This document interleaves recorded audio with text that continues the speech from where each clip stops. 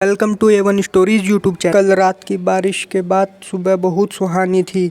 बारिश में नहाई प्रकृति बेहद ही आकर्षित लग रही थी, ठीक वैसे ही जैसे एक लड़की नहाकर निकलती है। मैं भी नहा धोकर सब्जी लेने निकली थी। सुबह सुबह काफ़ी सब्जी वालों की भीड़ थी। इसी बीच मेरी मुलाकात सीमा भाभी से होती है। वे भी सब्जी खरीदने निकली थी। मैंने जब सब्जी खरीद ली थी, इसी बीच मैंने कुछ सुना। सीमा भाभी को लेकर दो सब्जी वालों में फुसफुसाहट हुई। आज भाभी ने बड़े लंबे बैंगन लिए हैं और साथ में लंबा खीरा भी है। मुझे ये बात सुनकर थोड़ा अजीब सा लगा कि सब्जी तो सब्जी होती है, अब इसमें मैथ्स क्यों घुसाना। खैर, इस उधेड़पुन के साथ मैं घर आ गई। दिन ऐसे ही बीतने लगे, लेकिन मन में ये बात बैठ गई थी कि सब्जियों का लंबी होने से क्या कनेक्शन है। मेरे पास उस वक्त अपना पर्सनल फ़ोन नहीं था जहां गूगल सर्च करके मैं तुरंत देख लूं, और इतनी हिम्मत भी नहीं थी कि मैं किसी से फ़ोन मांगकर सर्च कर लूं।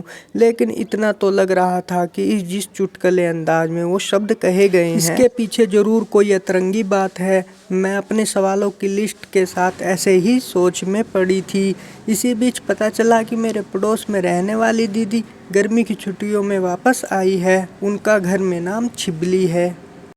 मैं और दीदी एक दूसरे से कई सारी बातें शेयर कर लिया करते थे, लेकिन आगे की पढ़ाई के लिए वे बाहर चली गई और हमारा संपर्क टूट गया था। कभी कभी उनकी माँ से उनके हाल चाल का पता चल जाता था, लेकिन बात किए हुए कई साल गुजर गए थे। हमारे बीच उम्र की दीवार केवल शब्दों में है। ऐसे हम बिल्कुल सहेलियां हैं, क्योंकि 1-2 साल का फ़र्क हम दोनों के मिलने ही मिट जाता है।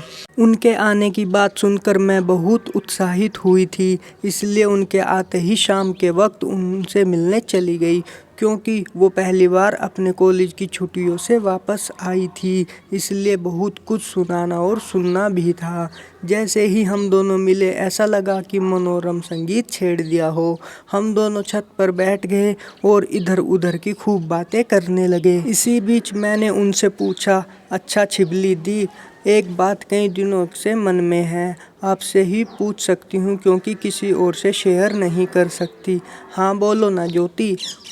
उनसे सहमति मिलते हुए मैंने कहा, आपको पता है, उस दिन मैं सब्जी लेने गई थी तो वहीं सीमा भाभी वो सब्जी खरीद रही थी कि तभी पीछे से 2 सब्जी बेचने वाली औरतों ने बोला, भाभी ने लंबे बैंगन और लंबा खीरा लिया है। और फिर वह जोर से हंस पड़ी।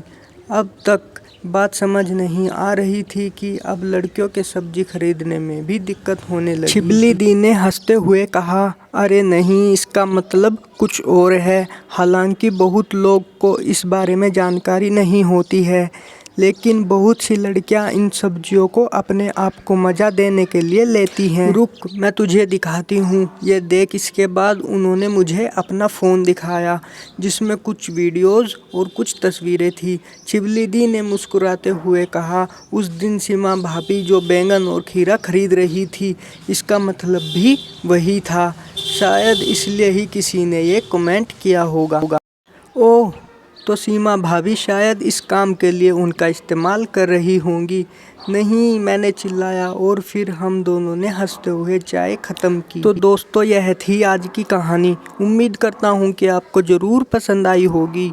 आपका क्या कहना है कहानी के बारे में कमेंट करके ज़रूर बताएं। वीडियो को लाइक करके चैनल को सब्सक्राइब करें। मिलता हूँ आपको अगली वीडियो में, तब तक के लिए थैंक यू।